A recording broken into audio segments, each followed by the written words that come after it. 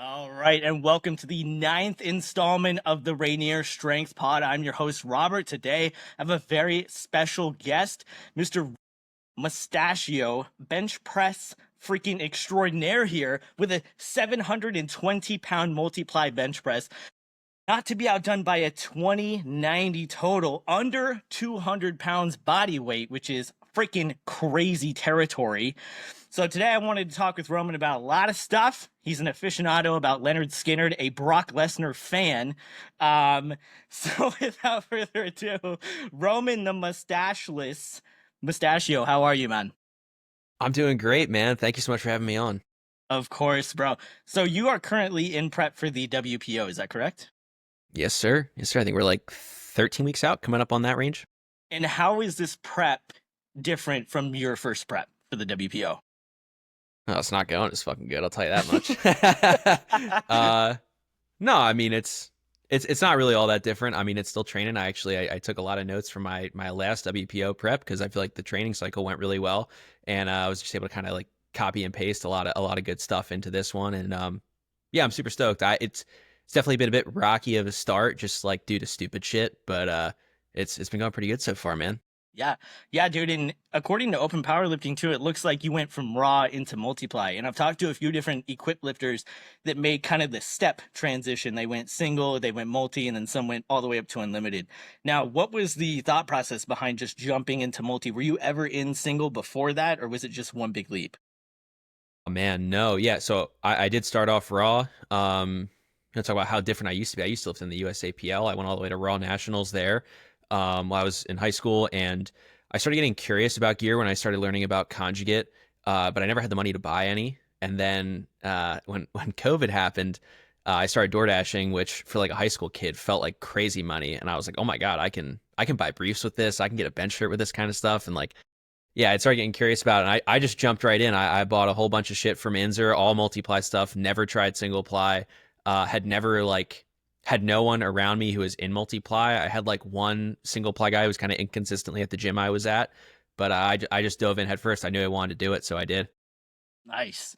And for those that don't know, because I do have listeners that are kind of unfamiliar with the equipped side of powerlifting, the WPO is like the Super Bowl of equipped powerlifting. So with that being said, how was your first WPO? Were there jitters? Like, were you nervous? How was that introduction? Yeah, I'm very much inclined to agree with that statement. I think you're gonna piss a few people off with that one, but I think it's fucking true.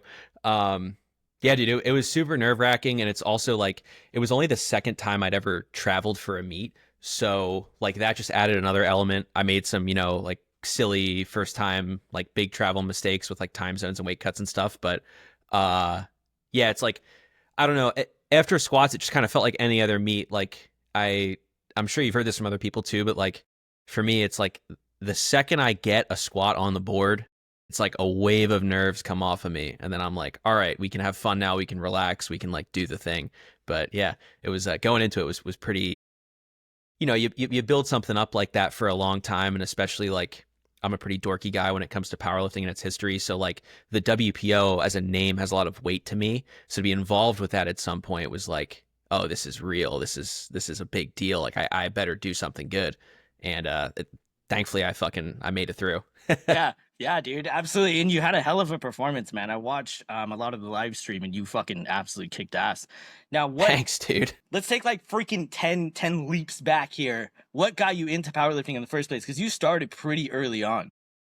Yeah, dude, I started when I was young. So, I mean, it's like in a way, it's the typical like skinny kid, like, self-conscious, whatever, but it's like the circumstances of it were kind of weird. So, I grew up, I played baseball, I wrestled for 7 years, and like I always loved like the training component of wrestling. I didn't necessarily like fighting. I'm not a very violent person. But I spent like 9 years in fighting sports, dude. I have no idea what I was doing. But eventually I had moved overseas to China to follow my dad with work, and we ended up getting our contract terminated a year early. And I just remember thinking to myself, like, I can either, because like socially in China at a British school, like I was one of only two Americans. So like that, like, I don't know, people were like really nice to me and really liked me, but I knew going back to an American high school, I was like, okay, well, coming from American school, I was skinny and picked on for being short and skinny. So I can either go back staying that way or I can do something about it. And like, I was like, I don't know, if I want to get bigger, I can either get fat or I can put on some muscle. So like, I'll try to do the latter. And I just started working out and I like fell in love with it. Then when I moved home, I distinctly remember like I didn't know what powerlifting was. I just knew I liked lifting weights, and I went to a like a high school AP Psych presentation fair, and this kid there that I'm still friends with today, my buddy Caleb, he had a like poster board presentation on like powerlifting and body image, and like I thought he made that word up. Like that sounded like so like I was like, dude, this. What are you even talking about over here? And I got to talking to him, and I was like, oh, this sounds awesome, dude. This is like a way to like compete at what I like doing anyway. I went home that night and signed up for a raw meet like 8 weeks out in East Stroudsburg, and like went out there, did it, and just was like, this is what I want to do all the time. I love this. That was it's a pretty easy decision once I got my feet wet. Just ended up falling in love with it right away. What got you into the equipment? Because a lot of people stay, like myself, have stayed raw for a pretty long time, and you're still really young. And I see a lot more, I don't want to say older because I'm going to date myself like a freaking dinosaur, man. I'm 32. So, and I'm starting now to dip my feet into the equipment myself, but I've competed the majority raw because I was, earlier in my 20s, indestructible, all that type of nonsense. So, like, what even got you into the equipment in the first place, especially at this age? Yeah, well, I'm definitely a young man in an old man's game for sure. I don't know, man. So like junior year of high school, I I got well, I didn't get, but I discovered I had an umbilical hernia, needed surgery on it. So I was put out for a few weeks. I had bought Book of Methods at some point before, but I didn't get around to reading it. Well, I had nothing to do, wasn't able to drive my car for the first 2 weeks. And I just read Book of Methods, and then I was like, this is blowing my mind. I read it again and again and again. And then like soon after that, West Side versus the World came out, and then I was like, well, this is like kind of a cool thing. Like this is kind of what because getting into powerlifting and getting into the USAPL side, it's like very sanitized, a lot of red tape. Like it really bothered me like how the attitude of all that was. And I was like, this is kind of what I thought powerlifting would be when I first heard what this sport was. Like this attitude, like this is what I want to do. And it just became a question of like, how can I put together the money to get this stuff while I was, some just shithead in high school. And I knew I wanted to do it. I thought about it, and then I did it. Yeah, because the equip side, at least in my opinion, because powerlifting used to feel, at least in my opinion, a little bit more like counterculture, especially when you watch things like Power Unlimited or West Side versus the World. And with the USAPL, and I don't want to like just ostracize them, but there is sort of an elitist kind of mentality that I think deviates away from what the sport was kind of built on. Yeah, and I don't mean to turn this into like a slugfest at the USAPL and IPF. If that's your cup of tea, then I'm stoked for you. And also, like, I think a lot of Americans kind of underwrite that in a lot of other countries, that's the only option because their governments are more involved with what sporting organizations can be there. But like, I don't know, man. I feel like there's just so much more out there than like combo racks and power bars that a lot of lifters would probably enjoy if they got the chance to experience. So it bothers me that so much of American powerlifting still gets kind of like pocketed into that culture. But hey, it's everyone likes different things, right? So if that's your thing, then enjoy it and do it till you can't. Yeah, and it's hard too because I feel like we do have multi-ply with the WPO. I feel like the IPF is to single ply what multi-ply is to the WPO. Like it's kind of like the grand mecca. So it's like they also, in that regard, at least for the single ply stuff, they also don't have any like competition or anyone biting at their heels to be like, no, this is where the single ply people compete. Yeah, I agree. The IPF definitely like I guess if you're drug tested single ply, that's got to be the biggest stage. I feel like there's no like big like single ply money meet like there is for WPO or even like there's like the American Pro and whatever other raw meets popping up right now that's promising some cash payouts. Yeah. And speaking of like kind of the mentality of powerlifting, the ideology, you have a team Chicken Salad. which Oh yeah. one of my favorite names, dude, because anytime anyone makes a Brock Lesnar reference, I'm freaking here for it because he's like one Yeah, of the you get it. greatest athletes ever. Like people don't understand how great Brock Lesnar is. We could make this whole podcast just about the accomplishments of Brock Lesnar. But tell me a little bit about Team Chicken Salad, the mentality, how you guys train, how you guys interact, just a little bit on that. Dude, I just want to say you're the first person who has like heard me say Team Chicken Salad or seen me like hashtag it and actually known what I was referencing. It's like, yeah, dude, that's exactly how it started. So I used to train with this Hawaiian guy before he had a kid, and he's now on indefinite paternity leave. But this guy Zach Hui, and um, I've known him forever. We only started training together a few years ago. He used to intern at Westside when he was in college in the early 2000s, which was what got me interested in like wanting to talk to him and learn from him. But he just has like a very different background than me. Lots of like football, rugby. He was, more into bodybuilding and pro wrestling. And like when he first started training with me, he kept calling me chicken shit. And then I forget what I did, but he just called me chicken salad. And I'm like, what the fuck are you saying to me? Right? Like, what are you talking about, dude? I don't even like chicken salad. And he's like, no, no, no, no, no, no, no. And he showed me the Brock Lesnar clip, and I was like, oh, this is hilarious. And we just started calling ourselves Team Chicken Salad. It was just us two. And then eventually this ginger guy, Steve, was training with us for a bit. And now, since then, both of them have kind of come and gone due to like, real grown up life stuff. And I'm like kind of rebuilding from square one here. I got a guy Connor with me and a guy Tim Rankin part time. But yeah, man, as far as how we train, like let me know what you want to hear. I'll share some of the recipe. Yeah, man. So, like, without getting into the magic details of what makes Roman one of the best bench pressers on the planet, without revealing all the secrets and wizardry that comes from this, I wouldn't go that far, man. Thank you, though. What is your? Well, you won't pump your tires, so I'm going to do it for you because they're a little low. So, what does your Appreciate you. training look like throughout the week? Let's just get like kind of weekly training breakdown here. So a weekly, and I think honestly in this context, a bit more useful, like a kind of 4 week phase is very much a spin-off of the trigger warning conjugate template. So it's like a 3 week squat wave into a week 4 free squat. And the bench and deadlift days are kind of like oriented around that. So our deadlift days have a rotation. I think it goes like week 1, I think we do speed pulls. Week 2, opposite stance, max effort. Week 3, heavy doubles in a comp stance. It's an idea that Anthony had been toying with that I found really helped my starting position in my competition pull. And then week 4, we'll do a max effort competition stance, competition like gear setup deadlift. As far as the benching goes, it's for the most part, it'll be week 1 raw, week 2 shirt, week 3 raw, and week 4 I'll do power rack work, which is something I picked up from the Culver City Westside Barbell Club from way back in the day.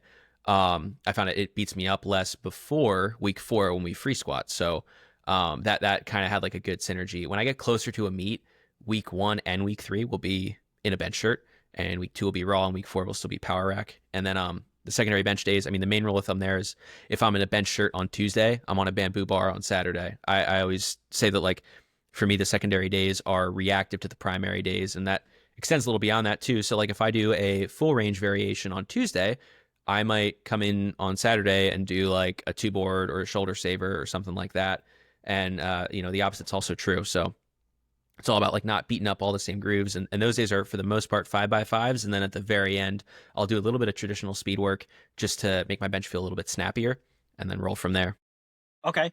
So with your bench press obviously being great, when did you notice, was there like an aha moment, like a session or a meet where you were like, uh-oh, like the bench press is starting to pull away. Like I'm good at this. That's a tough one, man. I don't know, because when I first started lifting weights, I was a terrible bencher because I was so skinny. I mean, it took me, I think, over a year to bench 135. Like it was a long grind, and it was like a awful ass off the bench, probably didn't touch my chest 135, but I just ran with it because I was like fucking, I don't know, 15, 16 at the time. I was just stoked I had a big wheel on the bar.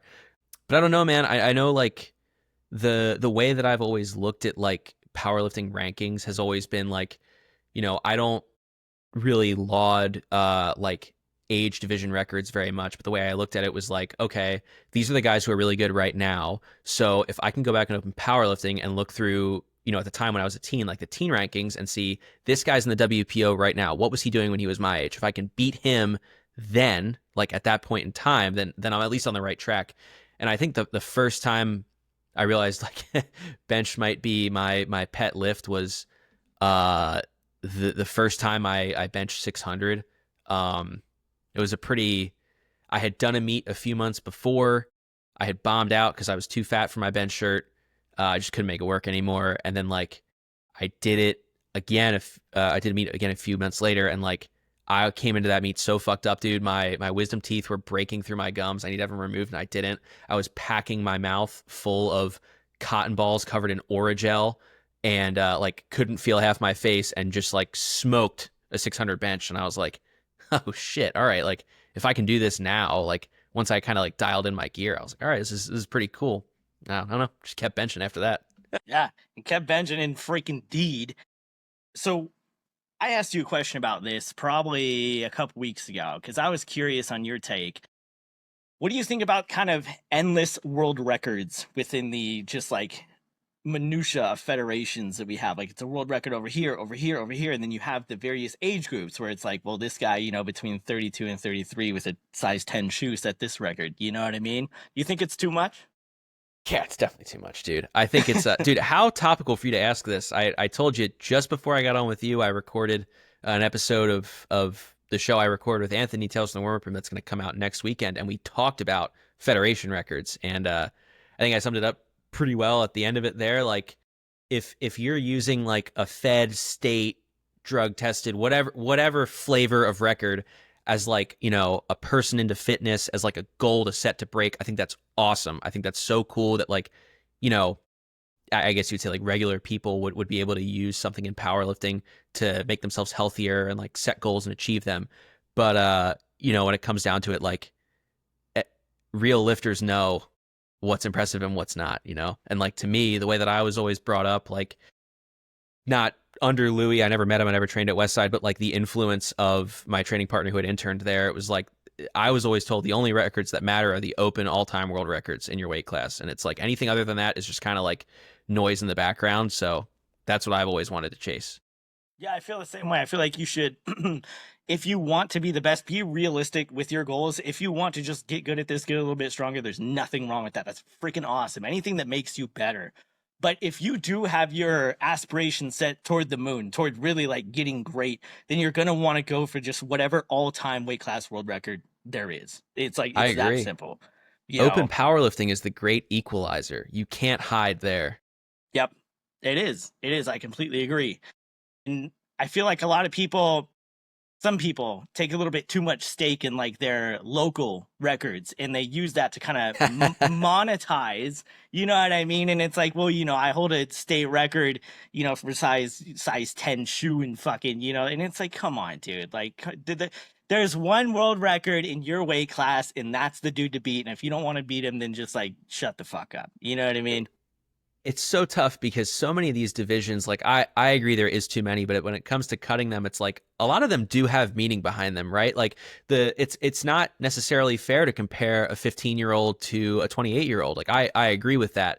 But it's just like, there's just so much going on, man. Like I don't even know where to start. Like the question of too many divisions. I mean, there's got to be a million of them at this point, but like, it's one of those things, like if you're in this, if you know, man, Yeah, exactly. I think the real ones know who the real ones are, right? Exactly. And I had someone ask me this a couple weeks ago, and I thought that I would ask you, do you prefer percentage-based training or RPE training, and why? Kind of somewhere in between. It also depends what you're talking about. If you're talking about main work, I think the percents need to be a guideline. You have to be in the ballpark, but there is a level of nuance and also practicality that kind of come into play here. Like, if you're on a straight bar and whatever percentage you're doing comes out to 367, just throw 3.25 on. Like, don't break. No, if you're breaking out fractional plates, you're majoring in the minors. But on the other hand, that's not to say that you should like exclusively be training by feel, because sometimes, your how you feel can lie to you. And when it comes to, something else like accessory work, I honestly lately have been preferring reps in reserve. I think that's a good way to gauge intensity. And also, like, I don't know, it feels a little more concrete to me than RPE, and I feel like I'm better at gauging it because it's like in my head, it's like if I'm trying to shoot for one RIR, I have a pretty good idea of like I could squeeze out one more, And for accessory work, I think that gets me close enough. Yeah, yeah, I like that. I like that approach. I think it's very middle ground without being just like subscribed to whatever this tribe is saying. And I think a lot of the best lifters are able to kind of get through the weeds like that. But for me, also, I think it was 3 meets in a row. It might have been four. I think it was 3 meets in a row where I failed a 402 bench on a full power raw. I failed it at 181, then I failed it again at 198, and I failed it at 198 twice. And so some things happened between those years where like I had injuries and stuff like that, but still like I failed the same lift in 3 different meets for like fucking 2 years, and it was driving me insane. And I kept failing in the gym as well. So for you, how do you troubleshoot a lift that has just been completely stalled in the mud? Oh man. Man, if I knew the answer to that, maybe I'd squat something worth fucking squatting, right? But no, in all seriousness, I think this comes to one of my like favorite talking points ever is like, you should be working so hard to build your Rolodex. Like I have gotten to a point, like the people that I have, like I've worked really hard to build the relationships that I've built, and I'm really proud of the people that are in my network. And I feel like at this point, there is no question I can't find an answer to if I need one. And I think that's usually where I start. I mean, before I go bothering all my friends, which, happens all the time, I'll usually look through, like, I take meticulous notes on my training. I make sure, like, the framework of my training cycles are all always in, like, separate Excel sheets. I have them all labeled by each prep. I have every training session I've done ever since I moved back to the United States written down in a book. I have all of them under my desk. Like, so if something was moving and now it's not, I start by looking historically. Maybe there's something I've stopped doing. Maybe there's something I started doing that just isn't working like something else used to be. So I start there. And if I can't figure it out from there, or if I think like, I don't really like, I know what's different, but I don't really know where to go from here for one reason or another. Then I start reaching out to like the people in my network, and like, I know, a lot of people are really big on like, if you're the strongest person in your gym, you need to find a new gym. Like you always need to be chasing people who are better than you. And like, I agree with that. But I think the bigger thing is like, you should be working really hard to surround yourself with people who are a lot more intelligent than you about training. Cause like, that's where your ideas come from. You know what I mean? Like if if you want a big bench and you're a longer armed guy, you can't train with a dude like me who has short little T-Rex arms. Like for me, a lot of that stuff comes easy. I just train my triceps harder and my bench goes up, right? But like you need to be around like ideas guys that have the knowledge, have the understanding, and are able to give you stuff when you're running on empty. Yeah. And I think that's important. I think seeking out people that are just raw professionals, just know their craft inside now. I think that speaks a lot to being able to kind of put aside your ego and be open, to interpretation. Always, always. I mean, some of my like smartest friends are not better lifters than me. They're just really fucking smart. And it's like, those are some of my most valuable connections. You know what I mean? So you like I understand totals talk and bullshit walks, and that's very true. And like, don't let motherfuckers who like aren't worth a damn just like boss you around. But when someone demonstrates to you that they're really intelligent, like you can usually tell the way they talk, how they act, the lifters that they've produced. Like, I don't care what they total. If they can make my bench go up, I'm fucking listening. Yeah, absolutely. Definitely. And I think that's also a good, like, another back again to the balance of not being just subscribed to this tribe. Like I can learn something from everyone, but at the same time, I'm not going to let someone that hasn't done the miles tell me something, you know what I mean? Where it's like, it's not going to be applicable whatsoever, like, because you haven't done anything. But at the same time, you can have the strongest guys who still don't know what the hell they're talking about, and they're just genetic anomalies. Absolutely. Absolutely, dude. I know plenty of them. Yeah. I mean, you have it on both ends. And there was, I think it was probably like a week or so ago. I follow one of your training partners, Ralph, on Instagram. I think it's the multi-ply Merce, I think is his user handle. So go follow that guy. He's a strong cat as well. He posted a video, and I think you were on the assault bike. And I was like, look at him freaking go doing the GPP. So do you do any cardio or like conditioning or anything like that? Yeah, man. Yeah, and that's always a point of contention when people talk to me. No one fucking believes in it, but it's yeah, Ralph's the owner of our gym. He doesn't train my crew directly, but he is the fucking man. Sick ass gym owner. We have a great spot in Springfield if you're in the area. We're always looking for more real lifters. But as far as cardio goes, yeah, dude, I that's something I picked up from Jack Cambra at 50 Barbell. Very intelligent guy. That's one of the very smart people in my contact list. I'm super grateful for our connection, but he had put me on to anaerobic conditioning specifically, and how there's what he explained to me was like that's how you recover from lifting big weights, and there's also a significant hormonal impact depending on your exercise selection that I think is really advantageous for drug-free lifters. So I'm a big believer in it. I do a little bit of assault bike or a little bit of running, and then I basically do like a neutered form of CrossFit, and then I get into my main work.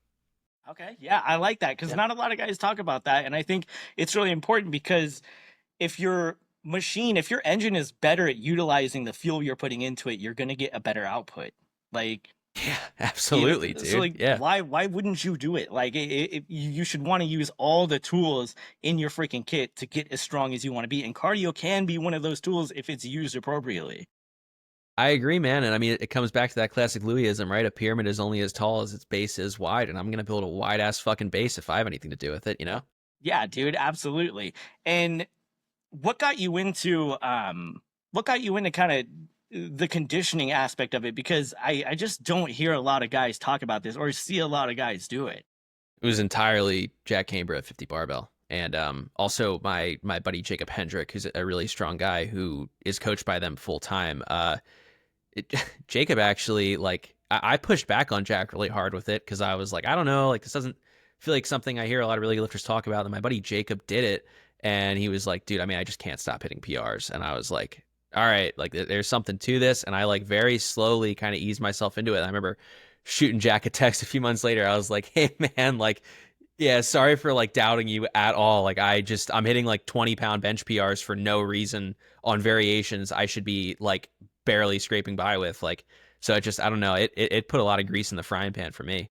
Absolutely, man. And with you being like super analytical, I couldn't imagine that you don't also watch what you eat and the nutritional aspect of it as well. So, what does your Hmm. diet look like? So I would be remiss if I didn't mention that my girlfriend is studying to be a dietitian. She has her bachelor's, she's working on a master's, and if she heard me talk about my diet, she would shove her hand over my mouth and say that's out of practice. So not to be too specific, I'm not saying this is what you should do. I'm saying this is what I do. And it keeps me at a cool 200, which makes making weight easy, and I feel really good doing it.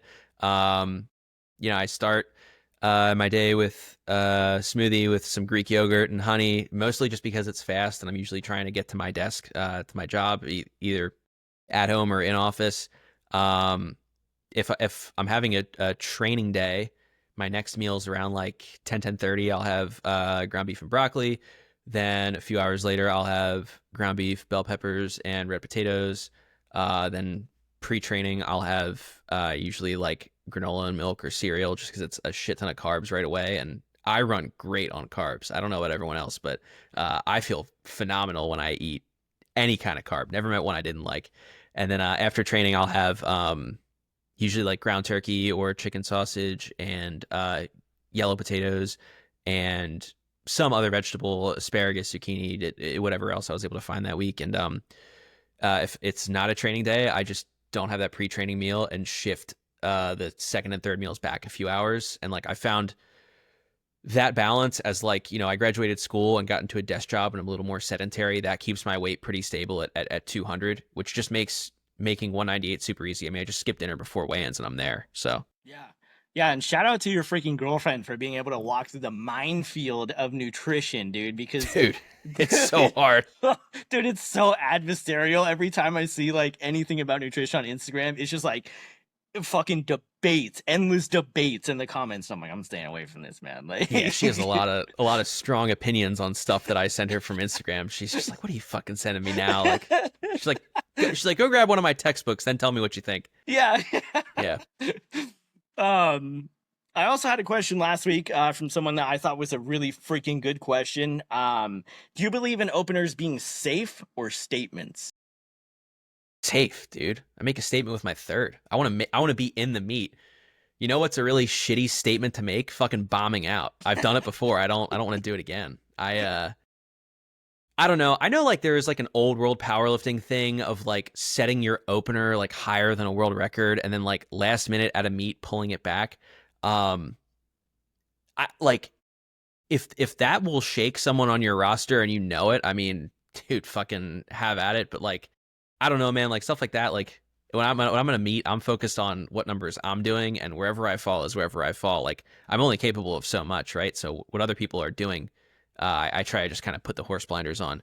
But no, man. I mean, listen, if you're that fucking guy and you can make a statement like that, like I've watched like Jimmy Kolb open with like unfathomable weights and like pull it off, and it's awesome. But like, dude, I'm not that guy. Like I'm gonna I'm gonna open with something I know I can hit, because if I'm spending $100 and get into a meet and whatever else to get there and stay there, like I'd rather at least have it look good on open powerlifting, right? Like I'd rather not walk away with another bomb. Yeah, absolutely. And Jimmy's a very interesting case considering that he's not human. Yeah, right. I heard him talk about that recently on his benching and bullshitting, which is like every Tuesday at I think 5 o'clock my time PST. But he was talking about how he will go into meets and all three attempts, like he'll have to take all three attempts at the same weight because it's just so much weight. And it's like, well, you think like, well, maybe he could go like 11, 12, 14, like whatever. But then it's like, he doesn't need to do that. But from just from like the rep work that he does, that he posts on his channel, he could if he wanted to, which is just crazy. Actually, he's a really good example of the other half, like what I was just talking against, like for him. And actually, you know what, man? I'm kind of full of shit, because I opened with a junior all-time world record at my last meet. But to be fair, I knew in my heart I could do it. But like if you're chasing a record or something like that, and especially in like a bench only meet, I'm a fan of this. It has blown up in my face before, but as far as bench only meets go, if you're chasing a specific number and like you've done it in the gym, you're confident in it, like you think you can do it, like open with it and give yourself 3 cracks at it, right? So like, when Jimmy's chasing these big weights, like, dude, he doesn't care about benching 12, 13. He wants to bench the next biggest bench ever. So it's like, why would you not give yourself more chances to hit it if something goes wrong, especially at his level where like his bench literally outpaces the equipment that we lift on. Like when he broke the 1,400-pound barrier, he broke a bench, dude. Very few people are dealing with that kind of stuff. So it's like if you're at that level, if you're taking those risks, why would you not just give yourself more swings, right? Yeah, like absolutely. So and on the other side of that coin, like I said, like I've had that blow up in my face before trying to do it. Like the first time I tried to bench 600, it was like some teen record I thought I could just swing at, and I was too fat for my shirt. I just went out and ate shit with 600 3 times, and it sucked. But on the other hand, back in May, I was chasing a junior record just because I thought I could get it. I had handled it in the gym. I opened with it, made it easy, and hit it on the first swing. So, sometimes it works out, sometimes it doesn't. You got to know what kind of risks you're taking. Absolutely. And obviously, shout out to Jimmy for breaking benches. Awesome. He's the man. I love Jimmy. Known him for years. He's a great guy.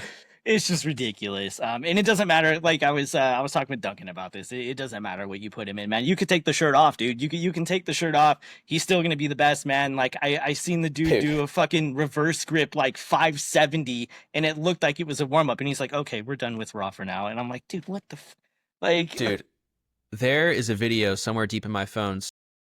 My gym has known Jimmy for years now. Like over the pandemic, I know he had driven up here on a bench, and that was before my time with Death Wish Barbell. One of the times he came out, I was here, and he was like trying on some new shirt, and I don't think the shirt work ended up working out well, but I just remember vividly like he took out 4 plates raw, and like I don't know why it makes sense, but it just looked like a shotgun blast when he just fucking heaved it off his chest and just like bam, like it was locked out in an instant. We were like, that is a level of power that is unfathomable to a normal person. Like that's unbelievable. It's crazy. Yeah. When you see him I saw him do a 405 for 20 reverse grip raw, and it just looked like a piston. Yeah. Dude. Like every rep is the exactly. Same. Every rep is the same. And he says that his biggest influence was Ryan Kennelly, which it makes sense because their reps look the same. Like when you look at Kennelly's work, his reps still look perfect. Every rep looks exactly the same. The fucking bench monster, man. Yeah. Absolutely, I love Ryan Kennelly. But I have a ton of fucking powerlifting USAs over here, man. I got Ryan Kennelly on like 3 of the covers or something like that. But Dude, I have a ton of them too. I've they're collected them for a while. Yeah. they're the best, man. Powerlifting USA is the best. There's something different about that, because when you were on the cover of a magazine, you had to do something to get on that cover. And it's like with Yeah. Instagram and social media, I mean, anyone can post. I mean, it doesn't matter as long as you got a phone or whatever. Like you can post whatever you want. But magazines, in my opinion, were just something very special that hasn't really been replicated in powerlifting media. I wholly agree, and I think that's like honestly, it's not really as much of a powerlifting problem as is like a broader societal one. Like physical media, like I think it's sick. Like I read a lot. I never buy ebooks. I always buy physical books. I hate ebooks. I collect all powerlifting USA's. Like I love physical stuff, and it's such a shame that it's kind of like went by the wayside. I think personally, it would be so cool if there was another powerlifting magazine. Like that's one of those things, like obviously powerlifting is a very black and white numeric sport, but like there are still some intangible things that like you can aim for, and like being on the cover of a magazine, what kid hasn't dreamt of that as they've checked out at the supermarket with their mom and seen a Sports Illustrated? Like if powerlifting could have that back, I think that'd be really, really cool. I unfortunately don't think it would ever be profitable again, but if someone wants to do a passion project and shell out a lot of money for probably nothing in return, let me know. I'll buy some copies. Yeah, you got 2 customers right here. So I mean, you're already right. ahead. You're already ahead, dude. But yeah, I agree. One of the first magazines I saw that like really was just like enticing. I was 15 and it was like a fucking Flex magazine, and it was like Jay Cutler was on the cover, and I was just like, what is this, dude? Like I gotta do this. Like this Hell is yeah. sick, dude. I gotta do this. But do you think that powerlifting is growing, or do you think it is stagnating? It's hard to say, man. I would have to look at the numbers in open powerlifting in terms of what I feel and like the temperament of what I see online. I feel like Raw might be slowing down a little in like the conventional sense. I mean, there's actually this huge underbelly that people don't talk about. Like so many powerlifters come from Texas High School Powerlifting Association, and like that's not going anywhere. It's it comes to people who are either outside of that kind of circuit or like get like the turnover of like those high school kids competing into their actual adult lives we have a problem with.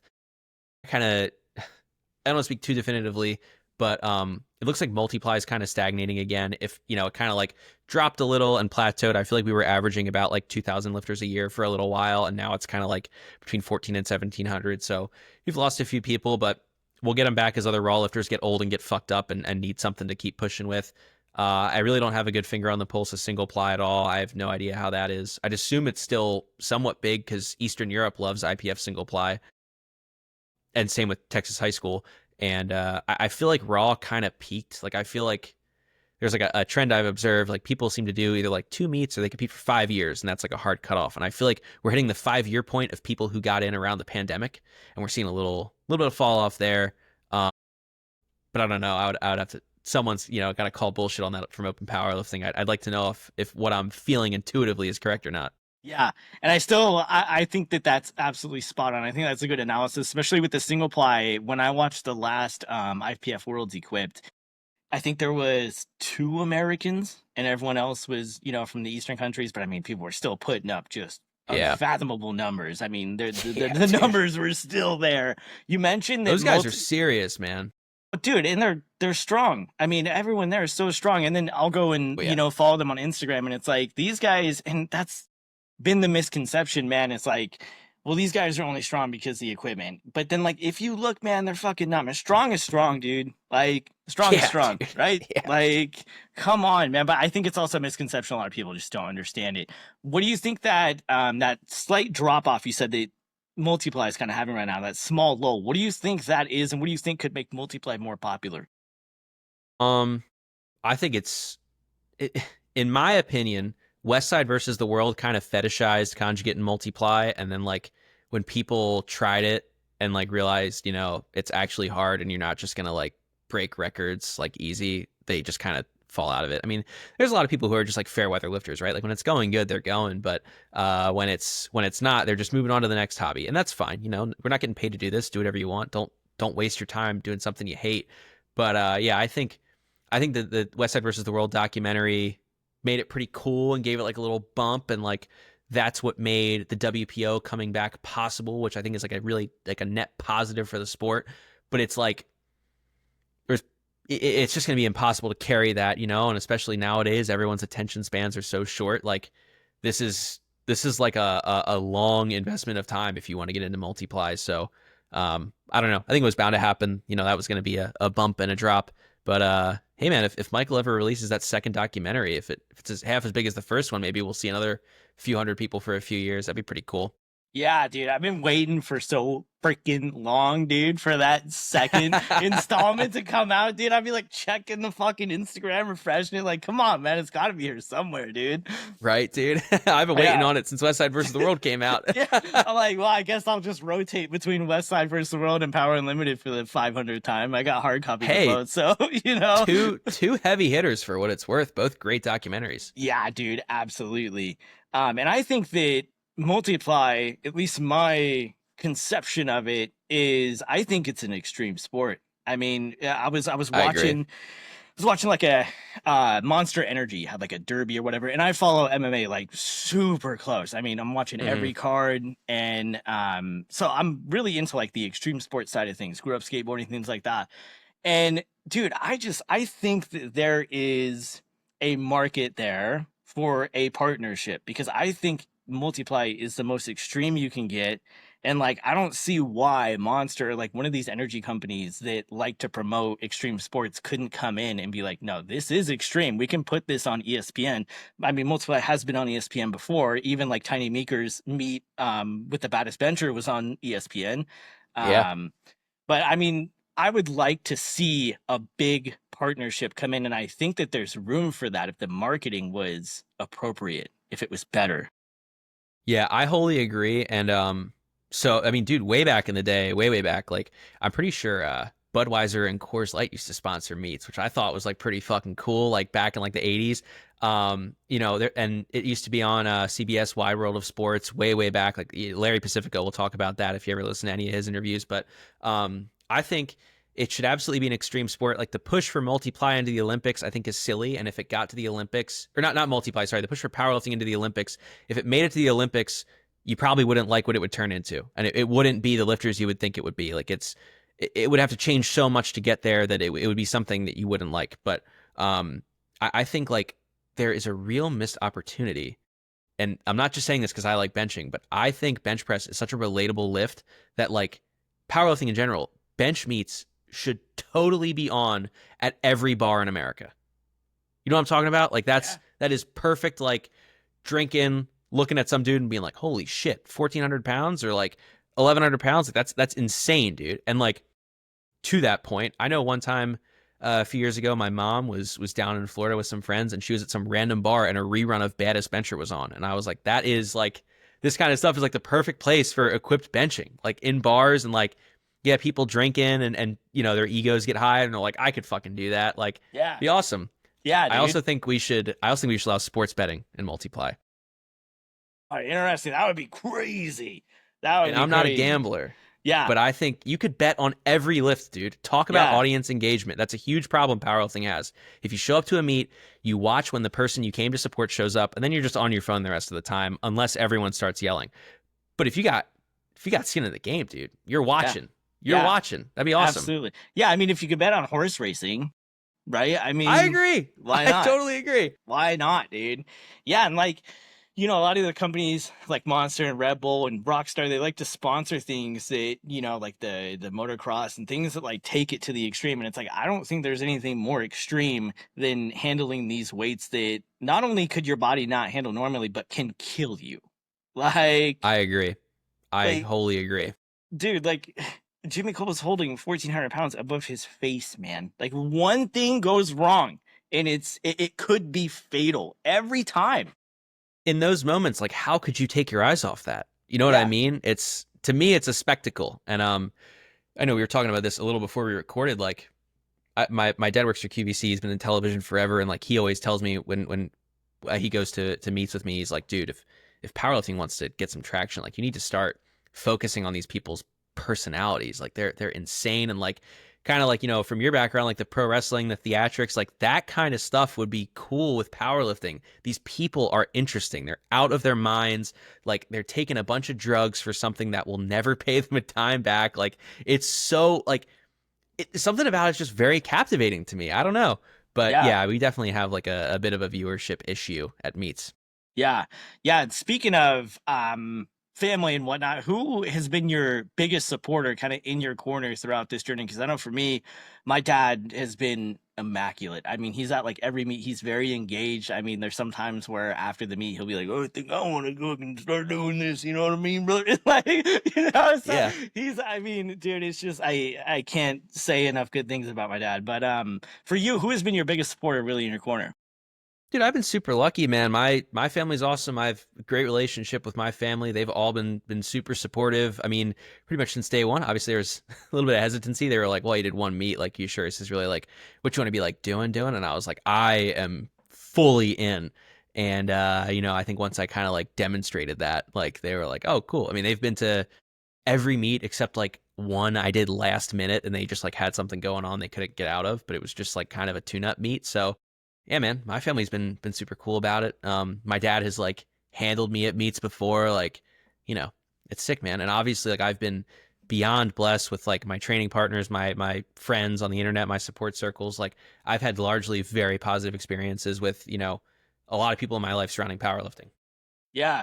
Yeah. And I think that's really, really important. And I think it's something that a lot of the powerlifting competitors or like gyms are missing out on. I mean, especially like the crew aspect of things. I mean, I train in my garage a lot, but that's only because, like I got a dog, I'm at work all day. So when I get home, spend time with him and whatnot. My gym is about 40 minutes away. So, but on Fridays, in Saturdays, I'm kind of able to pop into the gym and whatnot. And myself and one other person in there getting into equipped and stuff like that. But for the most part, I just see a lot of people training alone, popping the headphones in, which there's nothing wrong with that. If that's what you want to do, go ahead and do it. But I think a Hmm. big part of the sport is the camaraderie and the relationships that you build with people along the way, because those people turn out to be your friends for like ever. Yeah, dude, absolutely. The crews are such a sick part, and I think it's something that multiply does a pretty good job of keeping alive. I could not be more thankful for my gym and like the various iterations of Team Chicken Salad and the other crews that I've been in. Like that stuff is hugely influential, and especially if you're in gear, like you really can't do it alone. So Yeah. like you need those people around, and corralling a few good ones is it's very much in your best interest.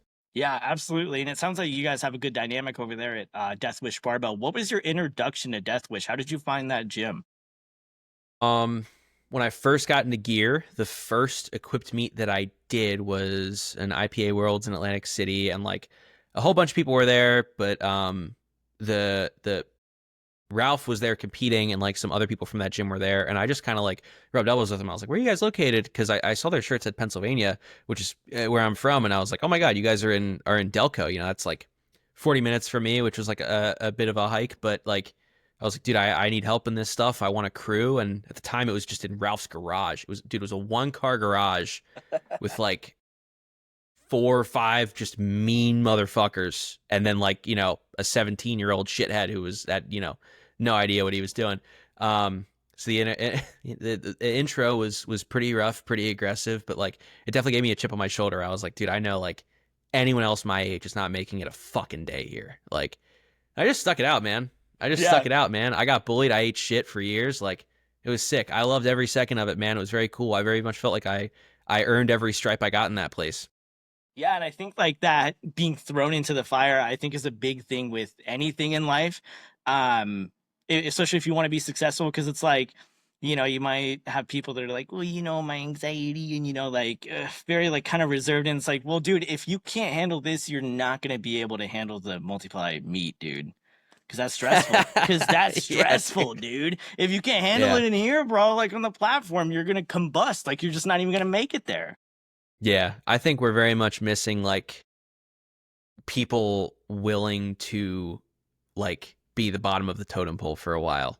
Like no matter what their thoughts of their self are, like, you know, it like had I not went in there and just like been accepting of where I was numerically in that place, like I would have just like turned around and went home, which I think a lot of actually, you know what? No, not what I think, what I know. Watched a lot of motherfuckers show up there and like think they were hot shit, try to correct like our top dog and get like kind of snarled at and then just leave, just never show back up again. Or like, they have one bad interaction and they're like freaking out. And it's like, if you're not willing to like step in with that stuff, you're missing out on some really cool stuff. And it's, I guess in a way that's like the function of that kind of behavior is like keeping out people who really aren't about it.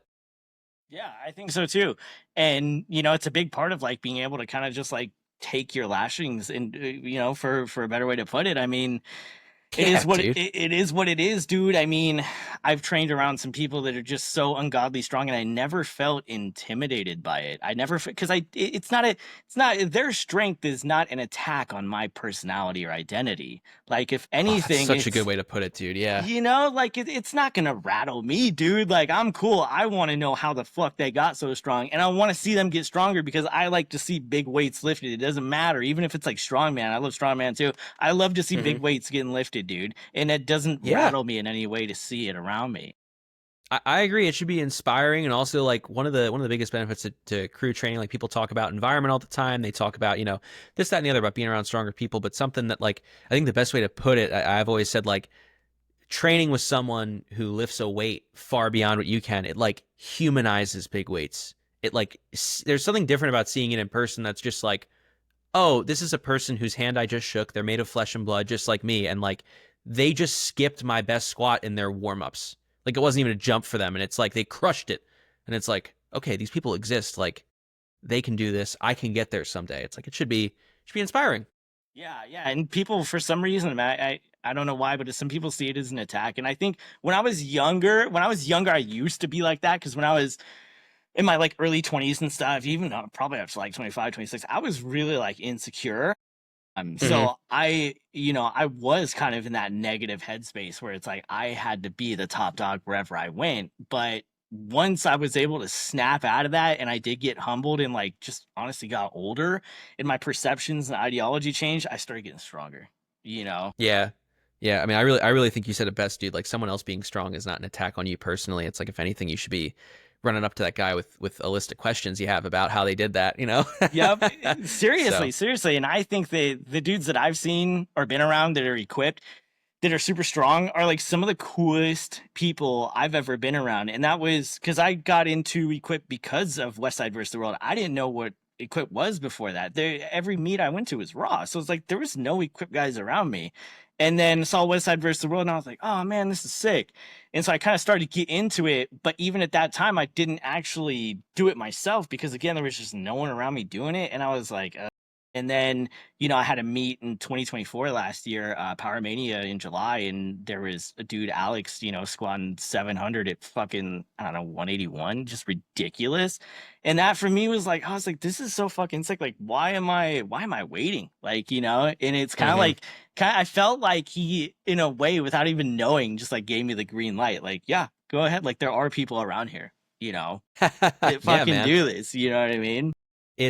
It's tough, dude. Like 9 times out of 10, there are people around you. It's just like multi-ply powerlifting is definitely like the counterculture of powerlifting right now. So it's like you might have to work a little to find them. You might have to like work a little to like actually get in with some of these people and like prove that you're worth having around. But like if you want to get into it, it's worth it, dude. It's worth it. Seek these people out, find them, earn their respect, do the thing, show up, load plates, handle people at meets, like be a good training partner, a good person, a good lifter, and it'll all come back around to you. It's good stuff. Absolutely. Absolutely, dude. And for your bench training, do you utilize a lot of boards? What does your board work look like? Your boards, your bands, with the accommodating resistance or cutting the range of motion? Yeah, How does that look? I love boards, man. I love boards. I think they're a very useful training tool. I think people end up getting very dogmatic about boards. They like, if there's people who like to touch all the time and they call everyone who uses boards board heroes, and there's people who say that like, you shouldn't really need to touch in training, like it's just kind of like a skill issue. And like, the way I look at it, touching in a bench shirt is a skill. Just like any other movement is a skill. You have to build that skill, and then once you're proficient in that skill, you can use the boards to attack other areas of the bench press. So like if you are great at touching, but you can't lock big weights out, you might want to get to a 3 board for a little. But on the other hand, like if you can lock out anything but you can't touch anything, well, you should probably stick to a 1 or a half or a touch. Like, just balance, use your head, and do not like do not fall into this like, all boards or no boards. Like they're a tool, use them. Same with accommodating resistance, man. People really overdo it and they get into this kind of like a lot of people get into this phase like every variation gets like very cute. It's like it's got like tons of bands and chains and forward bands and reverse bands, and it's like all of these things have their place in every single lift, in my opinion. The ratios you're going to need to experiment for yourself and see what works best for you and like understand your like where you struggle in lifts and the strength curve and what might complement versus invert or overload or anything like that, and just start putting the puzzle pieces together. Like these things are all tools, they're not the end all be all. Absolutely. And for breaking in a shirt, would you recommend floating or would you recommend boards? Depends on the shirt. If you're in an SDP, which a lot of people are in, they're very stretchy. I have not been in any of the modern materials or colors. All of my experience is in like 2020 or older shirts from Inzer. I feel like they're much stretchier now from what I hear. I would be pretty careful. I would start like close grip to high boards and then like work your hands out to max grip over time, and then like bring it down a board, slowly bring it down a board. And with those shirts, I would probably be pretty sparing about how much you touch because they're so stretchy, they wear out faster. I'm not really familiar with how you would want to, like, if there's like a best way to break in Titan shirts at all. I've never used any of the F8 stuff, so I can't speak on that. But I have used the Overkill Gray line quite a bit, and I know I asked Rudy how to break it in, and he said there is no break in. Just touch and try to hit a PR and see what happens, and that's exactly what I did. Day one, I got in the shirt, I sent a touch, and I hit a PR in it, and it went from there. Those shirts are bomb proof, dude. It's unbelievable. I don't know how he does it with the materials. Yeah, and I have the only thing I have from him right now is the cast wrist wraps. And They're dude, cool, dude. those are the best wrist wraps I have ever used in my life by far. Like, I agree, man. I think they're pretty bruh. cool. Dude, nothing even comes close. I've had Mark Bell's, the gangster wraps. I've had a few pair of Inzers. I've had one pair of SBDs a real long time ago. And once I got those overkill freaking wraps, I was like, dude, this is a game changer. Yeah, I think they're really like as far as materials go, I feel like they're kind of in a league of their own. Like it's hard, like people talk about like a cast versus a stretchy wrap, and it's like I don't really know where you would put an overkill. Like you can't put it into one of those buckets. It's like somewhere on a spectrum, and it's like I mean that in the best way possible. Like they're stretchy, but once you stretch them, they cast, and it's like it's really cool. I like them quite a bit. I use them. Yeah, dude, I freaking love them. And so, speaking of kind of like equipment and on the subject of equipment, now there's been an introduction within the last few years of the band shirt. A lot of people have a lot of various opinions on this. Even Jimmy's opinion has changed. If you go back and watch Jimmy when he was with Dave Palumbo a long time ago, he was like, band shirts are terrible. And then, but he was also beating people in Poly that were wearing band shirts. So for those of you that don't Dude, know, the band shirt material is like a knee wrap material. So very, lots of reflex in it and things of that nature versus like a standard kind of polyester material, which at least in my opinion, a little bit more stiff and things like that. So with the band shirts, we're kind of seeing a lot of new people bench press 1,000 pounds. I've heard Dave Hoff say, well, we really know who benches 1,000 pounds, so there's a lot of opinions on band shirts. What is your opinion on band shirts? there is a lot of opinions on band shirts, man. There is a lot of opinions. I definitely have one. I don't think I'm as radical as some people. I know some people are like, think they're the future, think they're multiply, think that it should all be lumped together. I harshly disagree with that. I think it's plain as day. They're different than multiply. The example I like to provide is like if you were to like people say like gear has always evolved in multiply, right? And like that's very true. It has, right? But if I put Babe Ruth's baseball bat and then Mike Schmidt's baseball bat and then a baseball bat from today on a table, and then I put a tennis racket next to it, anyone off the street could look at the tennis racket and say that's a different thing. I think if I put an old school Inzer Rage and then an SDP and then an Overkill Gray line and then a band shirt on the table, I think anyone off the street could look at the band shirt and say that's a different thing. That's a different category of thing. I'm not saying it's better or worse. I'll get into that in a minute, but like I definitely think they have to be separated. And I think anyone who is honest and not like being a shithead on purpose will, who's been in a band shirt will tell you like it's totally different. There's a reason the band shirt numbers are bigger. The shirts are just mechanically better. That's all it is. as far as what to do with them, I think it's kind of a question of like trying to put the genie back in the bottle. Like personally, if I could wave a magic wand and make every band shirt disappear and make them never have come about, I would do it. Not because I hate band shirts, but just because I think it really muddied some of the multi-ply boards, and I think that really sucks because multi-ply is a very rich history. And for some federations to try to lump them with multi-ply, I think is very disingenuous.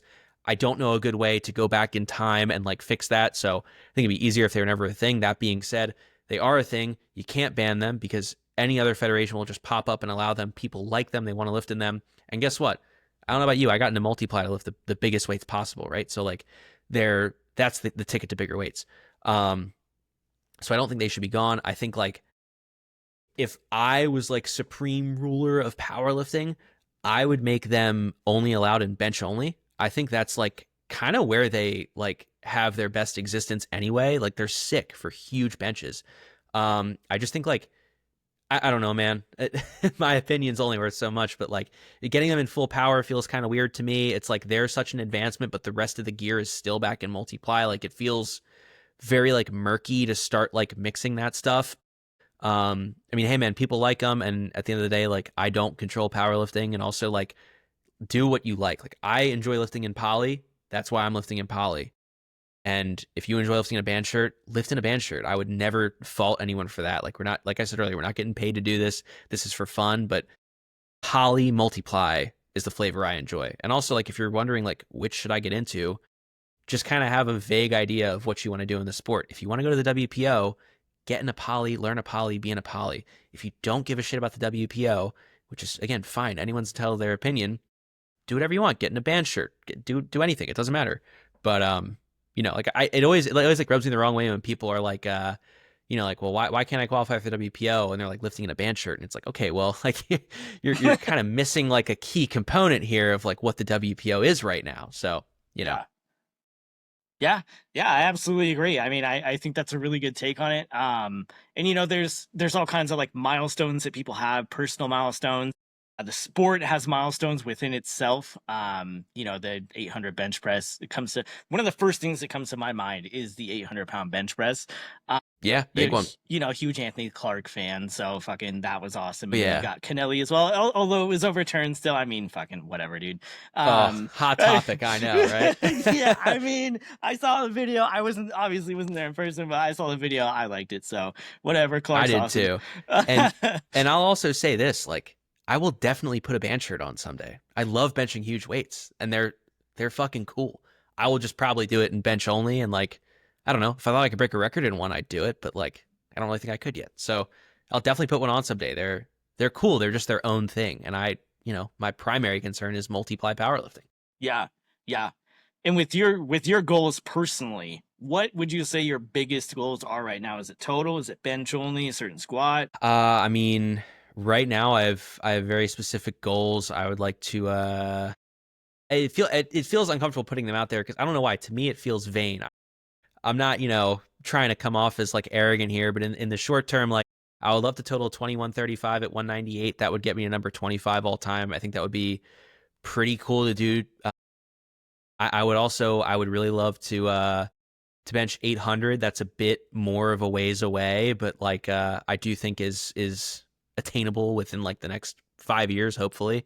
And I think if I can do those things, I can set myself up for a pretty good future. So, you know, I mean, obviously the ultimate goal is to break all-time world record totals and benches, but you know, I'm aware of who I am and where I am. I'm just quite a ways off that, so I have some stepping stones in between then and now.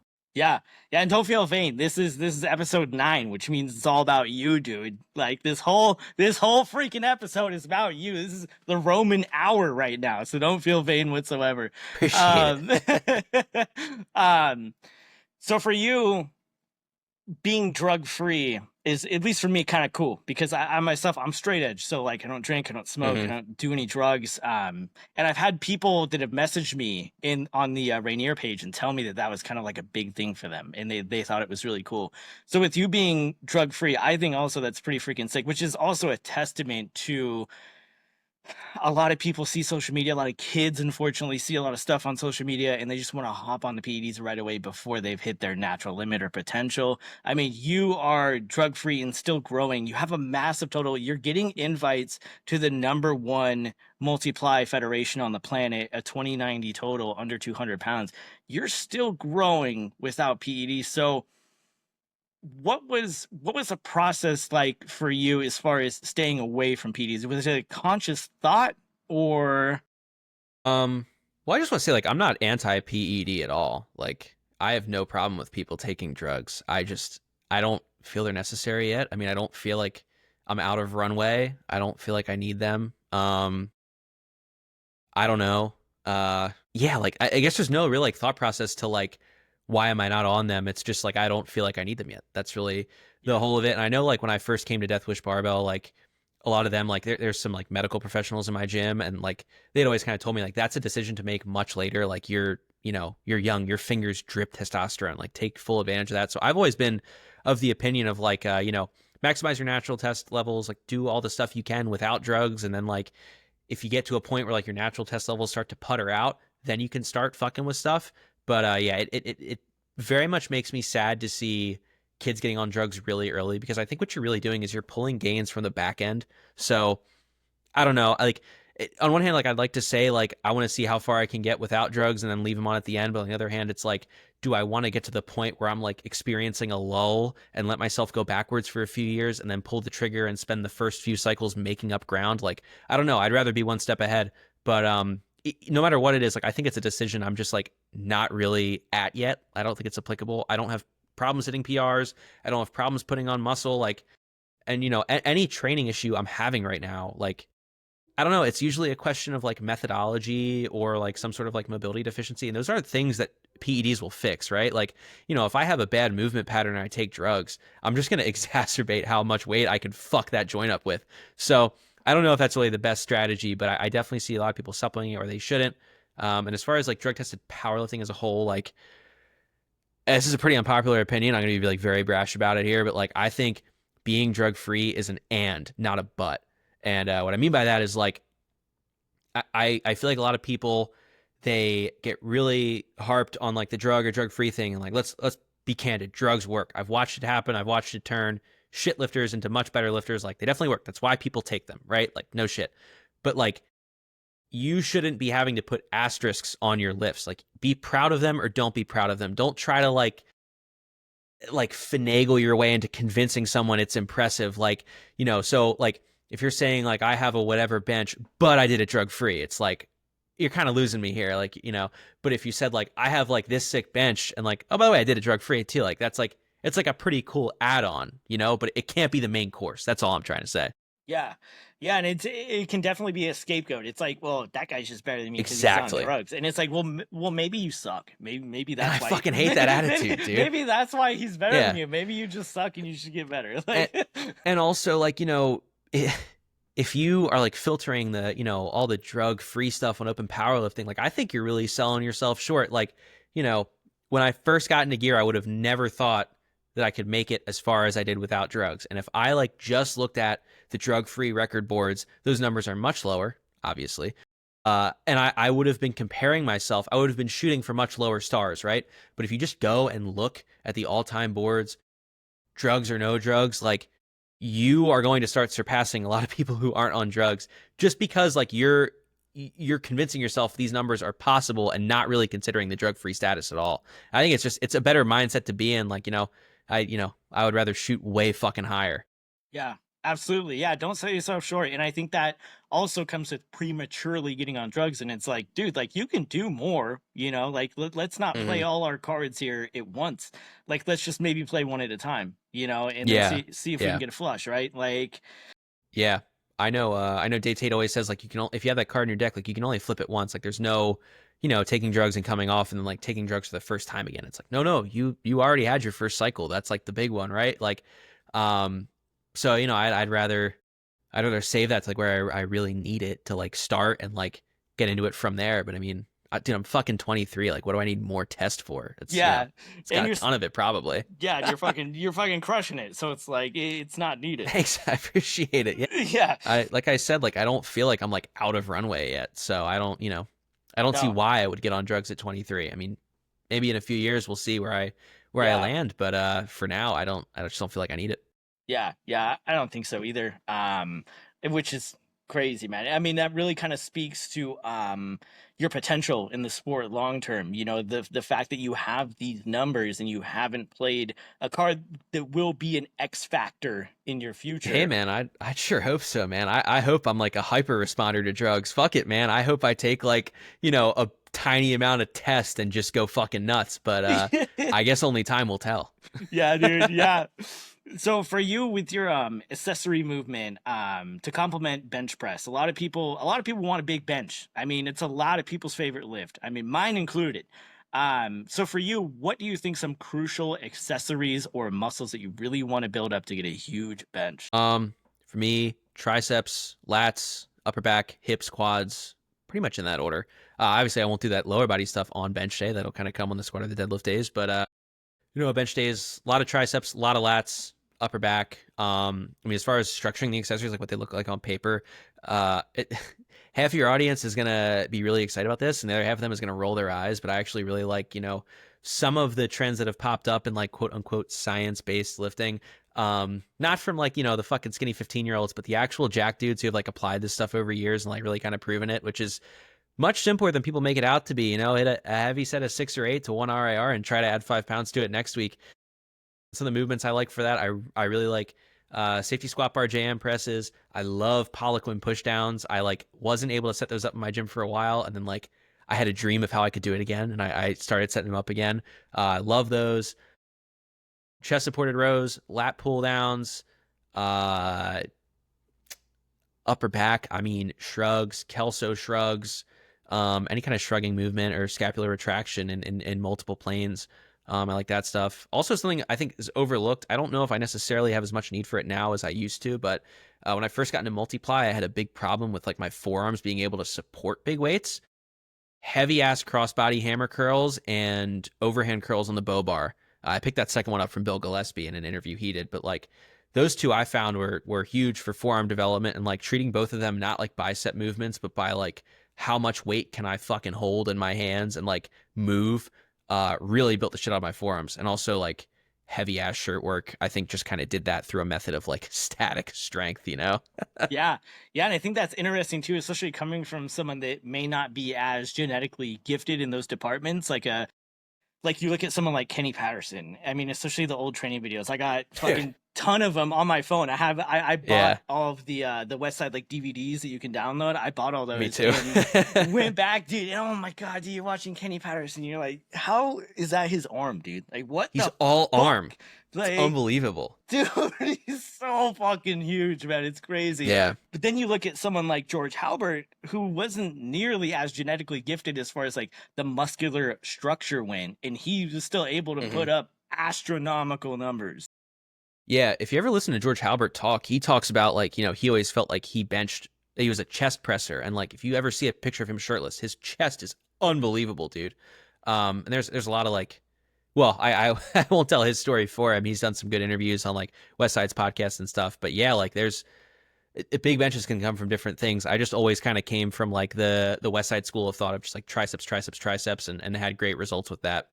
Yeah, and he was talking about his lockout being a problem. I think it was either when he did that interview with Matt Wenning, or it was on the West Side one with Tony Ramos, where he was talking about he would do the 4-board with like a ton of fucking bands. The 5-board band press, dude. Yes. I've done those. They're hard.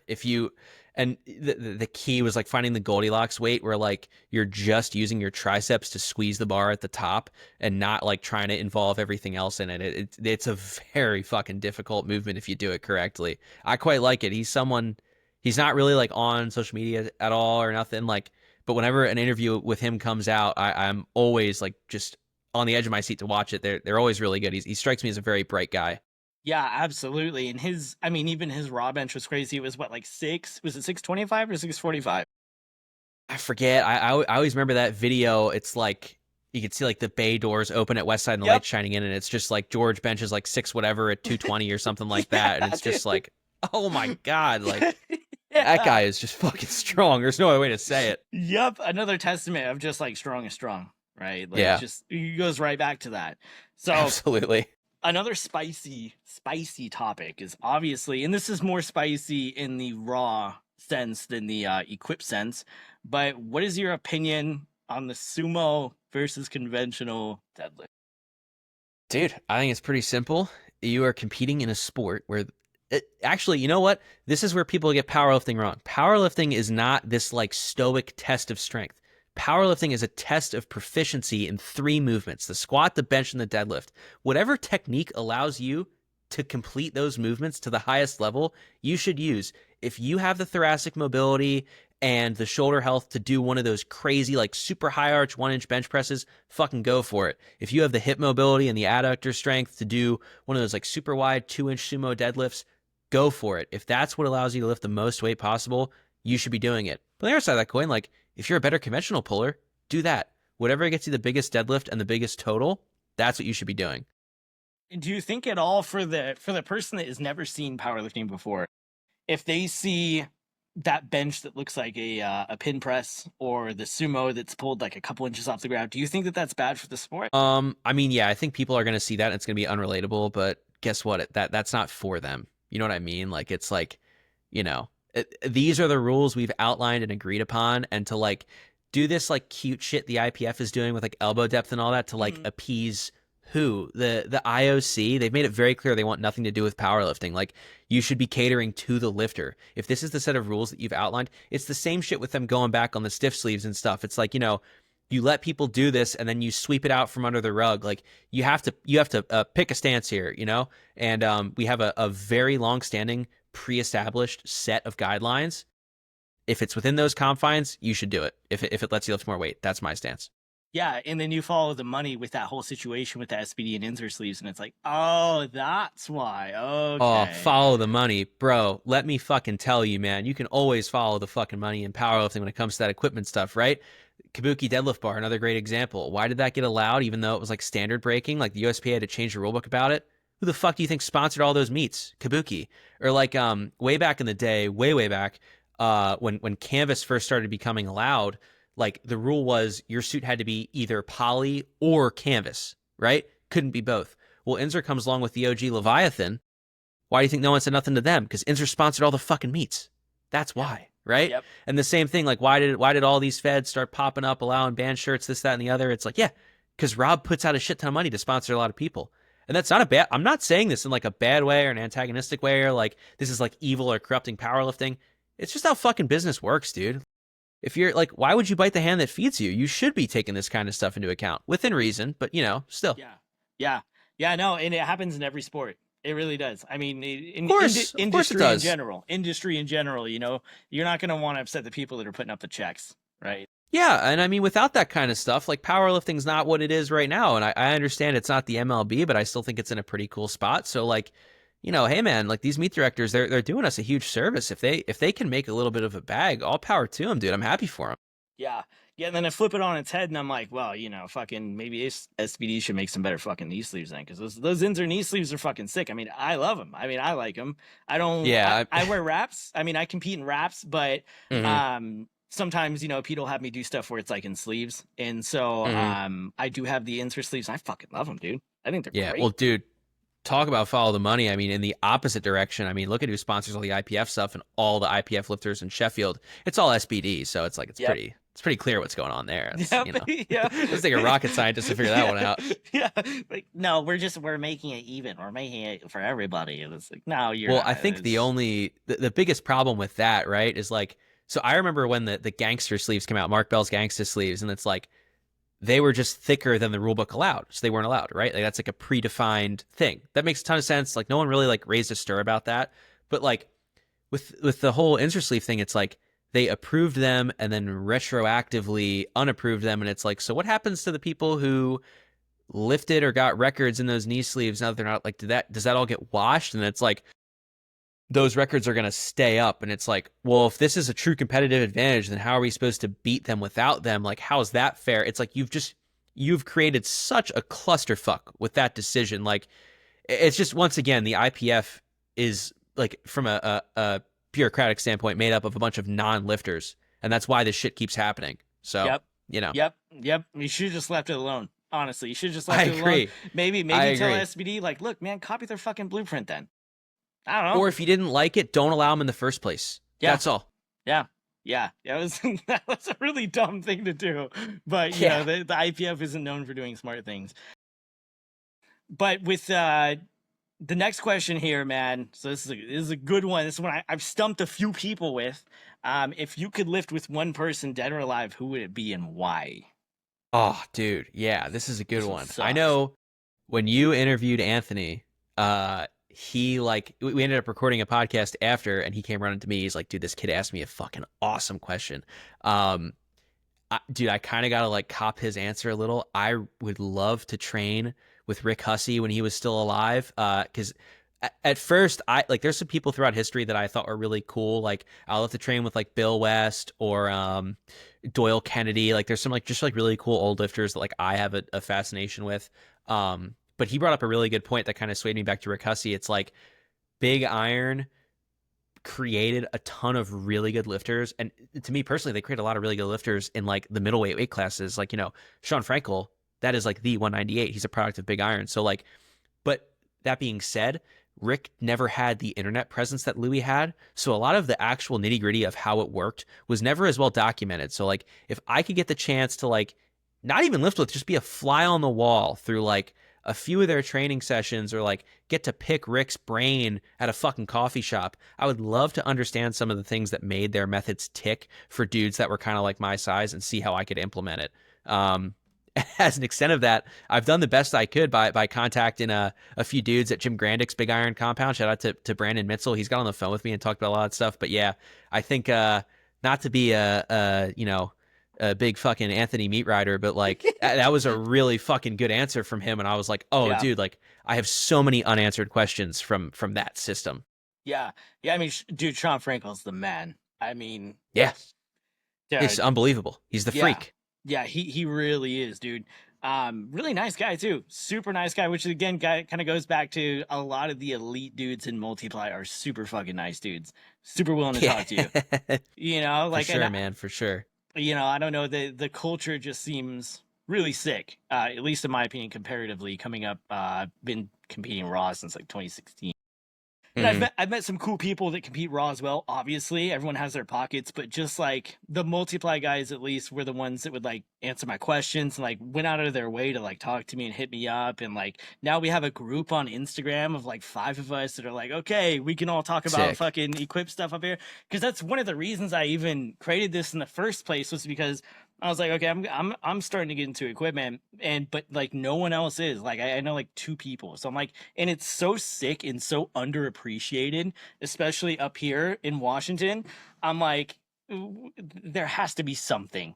And so I'm hoping that this will kind of be like a fire starter, you know, to get equipped up to the Northwest, you know. Hell yeah, dude. I mean, I'm sure some people are going to take interest in it. And there's, like, you know, like I said, like, a lot of these, like, equipped things, like, there's pockets of them probably in your area you just don't know about because the equipped lifters aren't as, like, popular on Instagram. But, like, doing stuff like this, like, you're gonna find like-minded people that maybe also are kind of, like, ply curious and are just like, well, I have no training partners, but, like, if we can get together on a Sunday, man, like, I'll help you if you help me. And, like, that's how, you know, that's how a crew starts, right? So yeah, it's very cool. I wish you all the best in that, man. Seriously. Yeah, man, absolutely. Yeah, I mean, we got Ryan Kennelly up here. Some people think he's the Yeti, but he's 4 hours for me. So and still just jacked, bro. I mean, Ryan Kennelly is still, his Bench Monster TV is every Thursday at 7 p.m. PST. And he is fucking massive still and still lifting massive weights. You know? 4 hours for me, man. Like, that's, like, if you can get out there, like, once a month, once a quarter, like, that's something, right? Or, like, even fucking once a year, man. Like, that's can be the ticket, dude. Yeah, dude. And being a man, speaking of taste and whatnot, being a man of great taste, what is Leonard Skinner's best album and why is it the first one? Dude, they're fucking all of the original lineup. They're all good albums. I don't know what you're talking about. They're all great. I really like Second Helping. That's probably my favorite. Like, I think it's a really good album. Okay. But no, I'm just a huge fucking Skinner fan, man. I don't know. Like, one of the first songs I can remember like ever listening to in my childhood and like being excited about was Freebird, and I just kind of like always listen to them through my life. I don't know, I just Yeah, really like them. yeah, and I've I seen them love. live. Oh, lucky bastard! I've seen, dude. I go to shows all the time, man, and I love Zeppelin as well. But and a lot of people say like, oh man, Stairway to Heaven's the best song of all time, and I'm like, dude, it's not though. It's not. Freebird is, man. I'm sorry, bro. It's the greatest rock Dude, song of all time, dude. I think Freebird it never gets old to me. There's something so special about it, man. I love it. I also think there's a lot of really good like slept on Skinner songs. Like Michelle is really good. Their rendition of Call Me the Breeze, I think is Mm. awesome. Am I Losing is like a really beautiful song, and so is Tuesday's Gone. Like there's like if all you know is Freebird and Sweet Home Alabama, like two awesome iconic songs, but like if you like Southern rock, dive into their catalog. There's a lot of like really good stuff in there, and there's a reason they have the reputation they do. They're a really fucking good band. Dude, they are. They're one of the greatest bands of all time. You are in Pennsylvania. Were you born in Pennsylvania? Yeah, oh yeah, Pennsylvania. Okay. I'm forever a Pennsylvanian, man. Like Pennsylvania's funny, dude. I remember I had a teacher in high school, history teacher, AP US history, Bradley Seltzer, sick guy, and he was like, Pennsylvania's a black hole. Like it doesn't matter how far you move, you always end up back here. And I was like, what are you talking about, man? Like I grew up in Pennsylvania and I moved to China. And he goes, and where are you right now? You're back in fucking Pennsylvania. And I'm like, it's a good point, dude. It's a good point. Dude, and that's crazy. China. What was your time in China like, man? I've never been there. It was wild, dude. I mean, total culture shock. And I was in Beijing, which is not very westernized. Like I visited Shanghai, and like I feel like living there would have been a much easier transition. But yeah, dude. I mean, it's fucking you're living in a communist country. It is very fucking different. But it was cool, dude. I think like the country wasn't like the favorite place I've ever visited. But I met some really awesome people there. Like I lived in a compound full of like other expatriated people, and I have some of the best friends in my life came from that experience. So it was very cool. And, it happened at some very formative years of my life. I was, like 13, 14 years old when that was going down. So it was weird to get like picked up out of your home space at that age and dropped somewhere else and then come back so fast. A lot of like social whiplash there, but, Yeah. it was a cool experience, dude. Yeah, and that's crazy, dude. And where else have you been aside from China outside of the US? Mostly lots of Asia. Like we took the opportunity when we were there. I mean, not to paint an unrealistic picture, like we didn't have like fuck you money, but like the offer the company made my dad to go there, like in terms of what they paid for out of everything. Like they wanted him there so bad and no one else wanted to go there. Basically, like, we'll pay for your entire existence there. Just fucking go over there and do this for us. And so we took the opportunity to like we saved so much money doing that, and like we went to Indonesia and Thailand, and I went like all over China.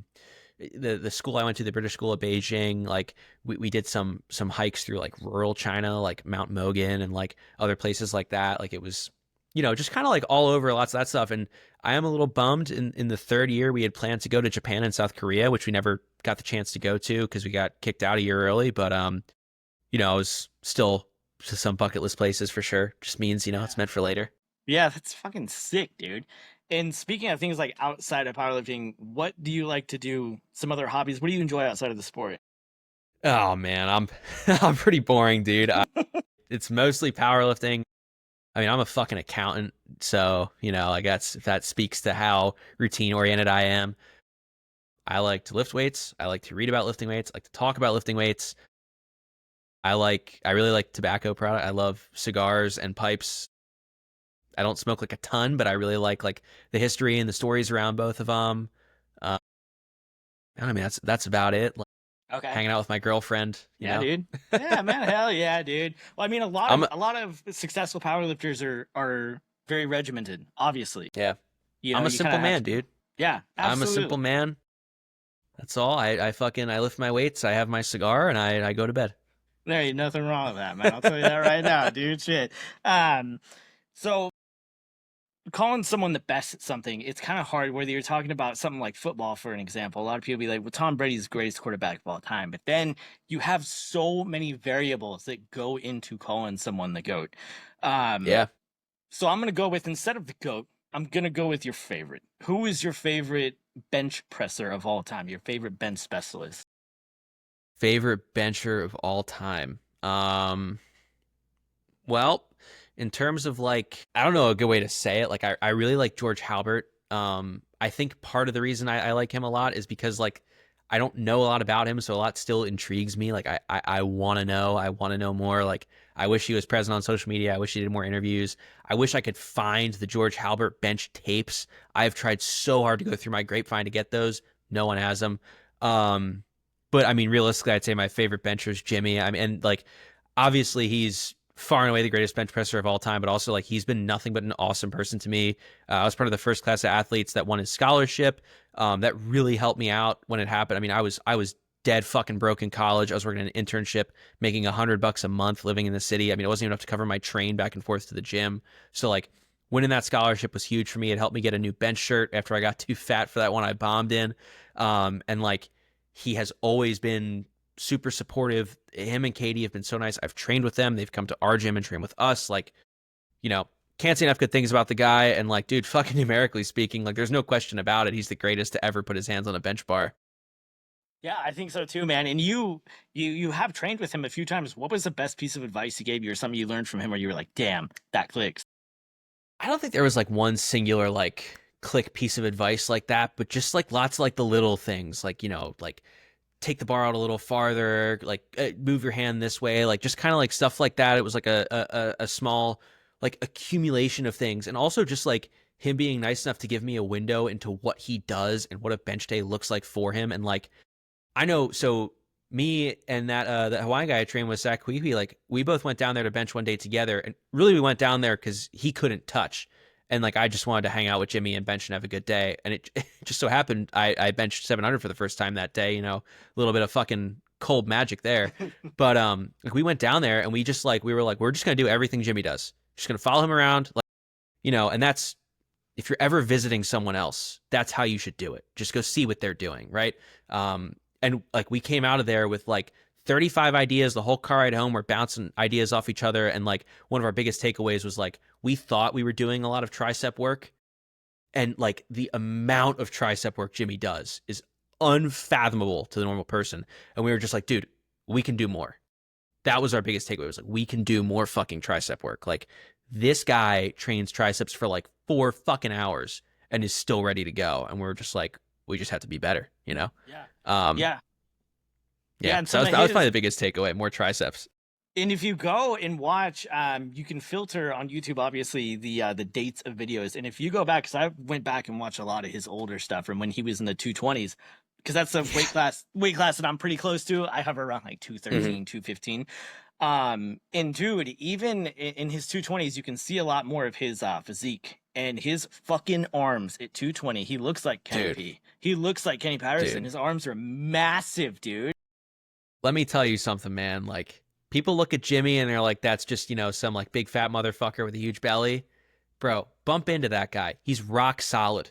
Walk up to him, shake his hand, and like, dude, like, one time he was like, dude, like, I'm like 360, but like, poke me. I'm feeling solid. And I was like, I just like poked him on the shoulder and I was like, what the fuck, dude? Like, what is this guy made of? Yeah, there's a ton of muscle under there. There's a Yeah. fucking ton, dude. He is But a true freak. yeah, and it's it's to be expected. He's I don't know where he's from, but it's not Earth, man. I'll fucking tell you that right now, I dude. agree, man. Fuck. But yeah, man, winding down here. Why don't you plug your social media where people can find you and interact with you, pick your brain? Yeah, man. I am pretty active on Instagram at RPEFML. DM's always open, like down to talk to people. I don't coach anyone or anything, but I will always help anyone. I run a podcast with Anthony Oliveira. It's the Trigger Warning Conjugate Tales from the Warm Up Room. That's active. We're actually extending our season a little bit just because it makes more sense for us right now with the WPO training cycle. So check us out. We drop stuff pretty much weekly there unless we can't make it work. And if you are in Pennsylvania and need a place to train and you're within striking distance of Delaware County, come check us out at Death Wish Barbell. Shoot me a DM. I can get you in touch with the owner. Like I said, we'd always love to have another 1 or 2 real lifters in the building. So yeah, that's where you can find us. Absolutely, man. And be sure to follow Roman on social media. You can keep up to date with his WPO prep because I heard that he's going to post a record-breaking total. He's gonna blow his 2090 out of the water this year. So be sure to follow him on his journey. Anthony Oliveira also making a comeback after a freaking disgusting knee injury. So, a lot of things to look forward to. This year's WPO is going to be fucking sick. But also, I want to plug as well, which is I think that if the WPO wasn't so close to this event, you are definitely someone that I would want to see perform, would be at Bench Wars. Yeah, dude, I was heartbroken to see the date of that, man, because if it wasn't a month before the WPO Pro, I would have signed up in a heartbeat, dude. But I had seen Wayne at APO Nationals, and I was like, dude, like what's the deal with the timing about that? And he was like, it's just kind of logistics, like with the Olympia and like where he wants a WPO versus what the Olympia still wants going on. So it's like, you know, it's it's just how it's how the cookie Yeah. crumbled, bro, Yep. so Yep. And hopefully next year we can get a longer gap between the WPO and the Bench Wars meet and get some more competition in there. There are some killers competing in that competition. My money right now is on Tony Carlino to just completely mop everyone. But anything can happen yeah. between now and then. So Tony's a fucking animal. But Roman, it's been awesome talking to you, bro. I appreciate you coming on the podcast. Yeah, thank you so much for having me, man. This is a great time. I really appreciate it. Absolutely, bro. We'll talk to you soon.